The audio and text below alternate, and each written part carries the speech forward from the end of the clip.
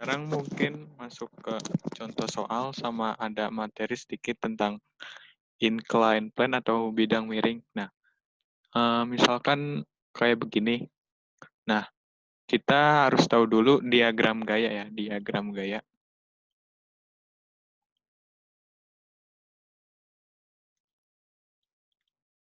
Kita harus tahu dulu diagram gayanya. Nah, ini kalau ditanya percepatannya berapa gitu. Yang pertama licin dulu, licin ya.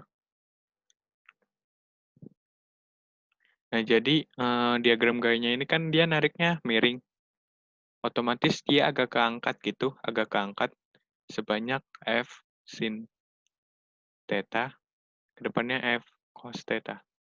Tetanya misalkan 60 derajat, ya. Nah, apakah gayanya ini doang? Enggak ya. Jadi ada gaya berat. Ini 50 ya, 50 Newton, karena gaya berat itu rumusnya 5 ya, kali percepatan gravitasi 10. Jadinya 50 ya, jadi ke bawah 50. Nah, ingat ada gaya apa lagi? Ada gaya normal ya. Penerapan hukum Newton ketiga gitu. Nah, berapa percepatan benda? Nah, kalau licin langsung aja sigma fx sama dengan uh, hukum Newton ya. M dikali A. Nah, sigma fx itu dia bergerak ya, punya percepatan di sumbu Y yang atas bawah nggak ada percepatan. Jadi sigma Fy sama dengan 0. Nah, karena ini licin, kita pakai yang ini aja. Sigma Fx sama dengan M kali A. Ada gaya apa aja sih di sumbu X? Cuma satu ya, ini. Yang ini sumbu Y, sumbu Y, sumbu Y. Nah, jadi, apa? Yang ada di sumbu X kita totalit. Yang satu ke kanan plus ya. Jadinya F cos theta sama dengan M A. Nah, habis itu F-nya itu kan 30, cos 60 kan setengah, dikali M kali A. Nah, jadi hasilnya 3 meter per second kuadrat. Gimana kalau misalkan nggak licin ya, kasar gitu. Nah, berarti ada gaya gesek. Kalau misalkan F cos theta-nya ke kanan, kok gaya geseknya pasti berlawanan arah ya. Nggak mungkin ada gaya gesek searah itu. Jadi rumusnya eh, gini, gaya gesek itu ada dua. Yang pertama kinetik, rumusnya N dikali mu K. Yang kedua F N kali mu S. Bedanya apa? Kalau gaya gesek ini kinetik, S itu statis. Nah, kalau misalkan lu hitung gayanya kan ini ke kanan cuma 30 kali setengah 15 Newton ya. Nah, kalau misalkan F ininya lebih besar, bendanya nggak gerak. Cuma kalau misalkan ini lebih besar, langsung aja pakai yang ini. Anggap aja bendanya bergerak ya, jadi pakainya mu K. Nah, berarti misalkan diketahuinnya mu K-nya, koefisien kinetik gesekannya itu 0,3. Jadi N-nya dikali mu K. Nah, gimana cara nyari N? Dapatnya dari sigma Fy. Gaya apa aja yang ada di sumbu Y. Jadi yang pertama ada N ke atas, F sin theta ke atas. Jadi dua-duanya temenan ditambah. Karena sama-sama searah gitu ya ke atas. Yang nggak searah itu Mg ya. Mg dikurang Mg sama dengan 0. Jadi dapat gaya geseknya, kita tinggal pindahin Mg ke kanan, dan F sin theta ke kiri. Nah, N-nya kita langsung cari aja. Mg itu 50 Newton. F itu 30 dikali sin theta, jadi hasilnya 15 akar 3. Nah, masukin ke sini. Jadi 50 dikurang 15 akar 3 dibagi 0,3. Nah, ini gaya geseknya ya. Nah, sekarang balik lagi ke sigma fx sama dengan M kali A.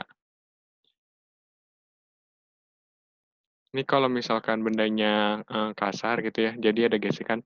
Nah, yang pertama ke kanan ada ini, cos theta, ke kiri ada gaya gesek. Jadi, satu kanan, satu kiri dikurangin ya.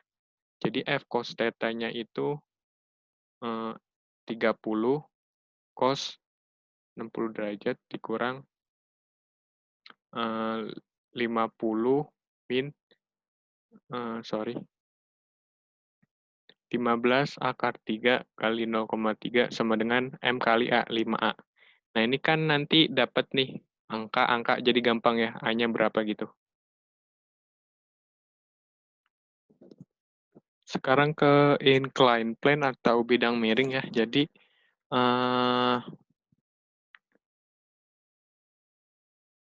gua mau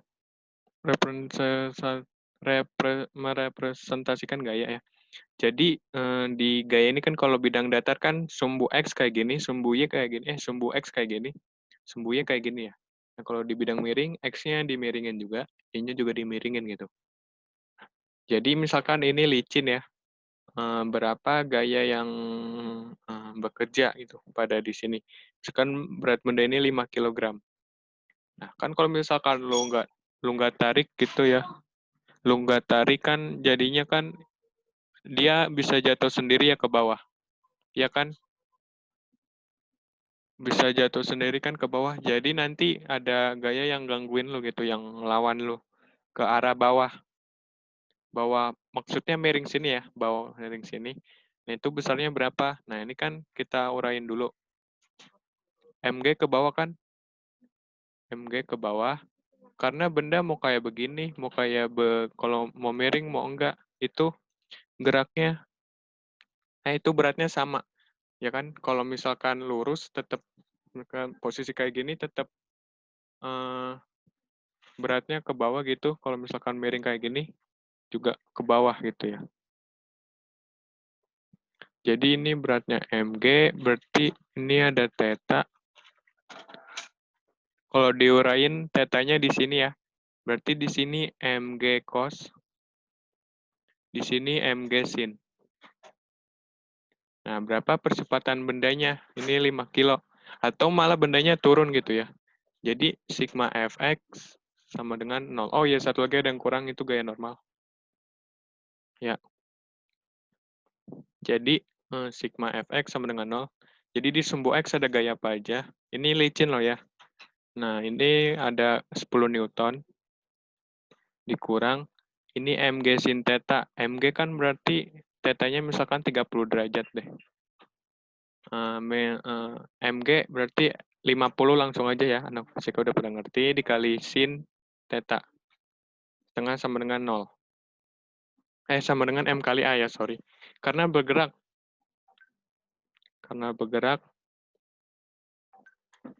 Kalau di sigma Fy sama dengan 0. Kalau di sigma Fx sama dengan MA karena bergerak. Nah, ini 10 dikurang 25 sama dengan 5A.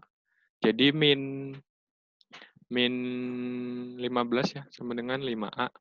Hanya sama dengan min 3 meter per second. Ini mengalami percepatan tapi ke arah yang minus ya. Kan tadi kita ke sini plus, ke sini minus. Berarti 10 Newton nggak cukup buat ngangkat benda ini. Gitu. Jadi dia jatuh sebesar 3 meter per second. Nah, gimana kalau misalkan ada gesekan? Nah, berarti gesekannya tergantung ya. Kan bendanya jadinya jatuhnya ke arah sini. Jadi nanti lo malah dibantu sama gaya geseknya gitu. Nanti jadi dikurang. Nah, cara nyari gaya geseknya nanti pokoknya tinggal dikurang FK ya. FK itu sama dengan N dikali mu K, di mana N ya sama dengan, nah, kita cari dulu sigma Fy sama dengan 0. Karena di sumbu Y nggak ada yang bergerak. Nah, kita tinjau gayanya yang ke atas ada N, yang ke bawah ada Mg cos theta karena berlawanan arah sama dengan 0. Jadi M sama dengan Mg cos theta. Nah, kira-kira kayak gitu.